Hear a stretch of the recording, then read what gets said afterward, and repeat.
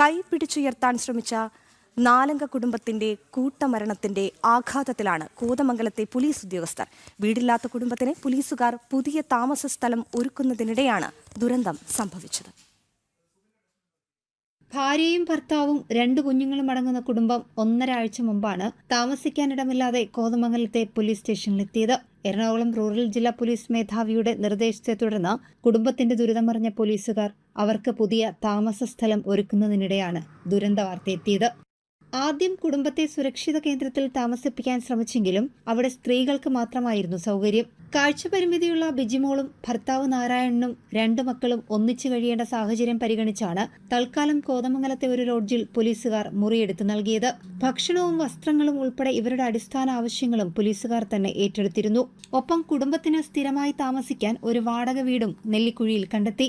പുതിയ വീട്ടിലേക്ക് മാറേണ്ട ദിവസം രാവിലെ ആവശ്യമായ വീട്ടുപകരണങ്ങളുമായി പോലീസുകാർ ലോഡ്ജിലെത്തിയപ്പോൾ നാരായണനും കുടുംബവും അടുത്തുള്ള പള്ളിയിൽ പോയതായി അറിഞ്ഞു. പിന്നീട് കേട്ടത് അവരുടെ മരണവാർത്തയായിരുന്നുവെന്നും കോതമംഗലം SHO പ്രശാന്ത് കുമാർ പറയുന്നു. വീട് നമ്മൾ കൊണ്ടുപോയി കാണിച്ചു. അപ്പോൾ അവർക്ക് വീടൊക്കെ ഇഷ്ടപ്പെട്ടു. അപ്പോൾ പിറ്റേ ദിവസം രാവിലെ തന്നെ അങ്ങോട്ട് താമസിക്കാൻ വന്നോളാം നമ്മളോട് അറിയിച്ചു. അപ്പോൾ പിറ്റേ ദിവസം നമ്മൾ രാവിലെ അവിടെ താമസിക്കുന്ന നമ്മൾ ഏർപ്പാടാക്കിയ സ്ഥലത്ത് ചെന്നപ്പം അവിടുത്തെ ആള് പറഞ്ഞു ഇവരിങ്ങനെ രാവിലെ പള്ളി പോവാണെന്ന് പറഞ്ഞിട്ടാണ് പോയിരിക്കുന്നത്. ഇന്നലെയാണ് ഇങ്ങനത്തെ ഒരു ദാരുണമായ ഒരു കാര്യം ഇന്നലെ നമ്മൾ അറിയുന്നത്. ആദ്യം ഇങ്ങനെ ഒരു ഫോട്ടോയൊക്കെ കണ്ട് പെട്ടെന്നൊരു സംശയം തോന്നി.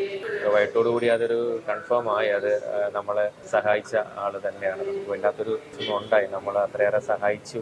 പാവങ്ങളായ ആളുകളായിരുന്നു. പക്ഷേ തങ്ങൾ കൈപിടിച്ചുയർത്താൻ ശ്രമിച്ച നാലംഗ കുടുംബത്തിന്റെ കൂട്ടമരണത്തിന്റെ ആഘാതത്തിലാണ് കോതമംഗലത്തെ പോലീസ് ഉദ്യോഗസ്ഥർ. ജനം, കൊച്ചി.